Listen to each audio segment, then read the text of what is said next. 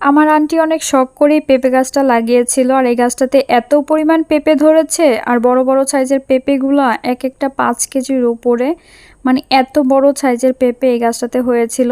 কিন্তু পরশুদিন রাতে প্রচুর পরিমাণ ঝড় হয়, আর ঝড়ের কারণে পেঁপে গাছটার মাথা থেকে একদম ভেঙে পড়ে গিয়েছে। আর সাইড দিয়ে যে কোরগুলো বের হয়েছে তার মাথায় এখনো কতগুলো ছোট ছোট পেঁপে দেখেন। আর এই যে দেখেন এতগুলো পেঁপে হচ্ছে গাছটাতে ছিল। অনেক ছোট ছোট পেঁপে ফেলে দেওয়া হয়েছে, ওগুলো হচ্ছে নেওয়াই হয়নি। আর এই যে বড় সাইজের পেঁপেটা দেখছেন, এটা হচ্ছে এক একটা 5 কেজির উপরে, এরকম 3টা পেঁপে আগেই খেয়েছে আন্টিকে না জানিয়ে বাড়িওয়ালি। আর এখন আবার গাছটা ভাঙার পরে 2টা লুকিয়ে আগিয়ে রেখে দিয়েছে ঘরের মধ্যে, আর একটা সামনে রেখেছে, মানে আমার মা দেখেছে তাই। আর আন্টি একটু বাইরে গিয়েছিল তাই খেয়ালই করেনি গাছটা যে ভেঙে পড়ে গিয়েছে। পরে আমি আবার ফোন দিয়ে বলি যে আন্টি গাছটা তো ভেঙে পড়ে গিয়েছে, এমন এমন অবস্থা। পরে আন্টি বলতেছে যে তুই সবগুলো ঘরে এনে রাখ। তারপর আমি আসার পরে দেখতেছি, পরে সবগুলো আমি তো ঘরে এনে রেখেছি। আর একটা বালতি একটা পাতিল একদম ভরে গিয়েছে, আর 4টা একদম পাকার কাছাকাছি হয়ে গেছে। আর এখান থেকে 2-3টা করে সবাইকে দিয়েছে, এরপর হচ্ছে বাড়িওয়ালিকেও 4-5টা দিয়েছে, আর এগুলো রেখে দিয়েছে আন্টি, আর আমরা এগুলো খাবো।